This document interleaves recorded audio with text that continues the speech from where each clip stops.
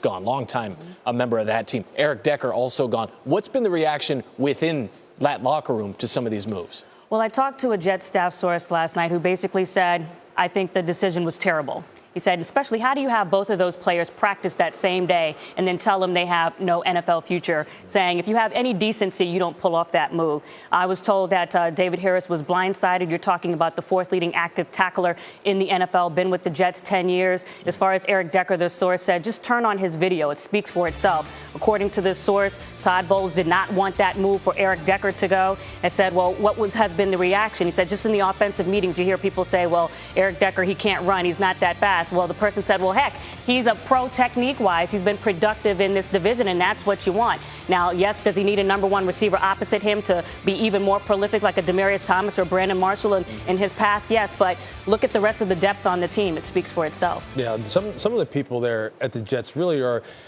I think from a logistical standpoint, from a procedural standpoint, is really what has people upset about David Harris in particular, only because he deserved more respect than that. The guy who they did upgrade him with, who they're going to upgrade him with, Demario Davis, quite honestly, is a better football player.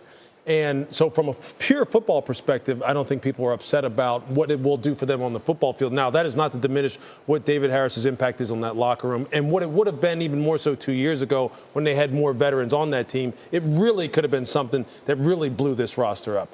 Eric Decker, a little bit different of a situation because here's a guy who's much more productive, as Josina has pointed out, although health has been a concern with him. The thing what really, though, Randy, what really kind of is being brought to light here is the fact that this is an organization that's in disarray between the coaching staff and what's going on upstairs. And you can see it. It's just as plain as day when a head coach comes out and sounds like Todd does, and I've known Todd Bowles for a long, long time, back to our playing days. You know there's a lot of dysfunction going on there. There's a lot of mix-up in terms of messages. Not everybody is looking to build this football team and take this team in the same direction. Disagreements. That dispels disaster. It sounds like two different time frames as well, right? Yeah. If you're Bowles and that coaching staff, you need to win now to ensure that you have a job after this season. If you're the front office, long-term game. You just want to field a competitive team whenever that may be.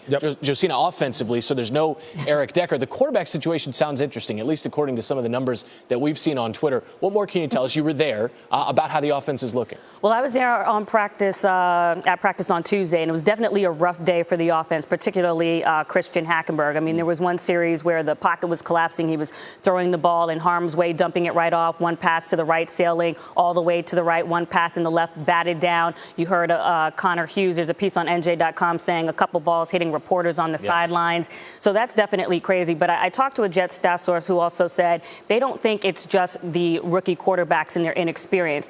This particular source also pointed to the scheme and some of the play calling and the decisions. In the last period on that practice on Tuesday, you have about a minute 47 on the clock. They have the ball in their 30. They only move it 20 yards in 50 seconds. And I said, well, what did you kind of think was the issue there? And he said part of the issue is you can't have a running back blocking a defensive lineman and having two offensive linemen just twiddling their thumbs because you think the linebackers are dropping and they're coming. That's not Hackenberg. That's not McCown. That's scheme and play calling. So those are some of the things that I'm hearing as well. Yeah, I think it's important whenever you're talking about young quarterbacks, Randy, to make sure, and you know this, we talk about it enough on this show and all the other different shows, is to make sure that your staff is where you want it to be so you're getting the right kind of tutelage and the right kind of coaching, especially for guys who really need it, like Bryce Petty and like Christian Hackenberg. And I just don't know if Todd's been able to accomplish that. I don't know if he's been able to get the people on that side of the ball from a staffing perspective to really bring along these players in the way that they need to be brought along. And that doesn't absolve these guys of any of their shortcomings because, look, Christian, quite honestly, from all indications, is falling on his face right now as far as he has an opportunity there to really. And he's young. He didn't play last year. True, right? And we're not gonna really write the whole book on him yet, okay? But the NFL is on an accelerated growth curve right now. You're talking about quarterbacks in particular, and it doesn't seem like he's making the progress that you need him to make. And that's not all his fault. Josina just alluded to some of the things about coaching staff issues.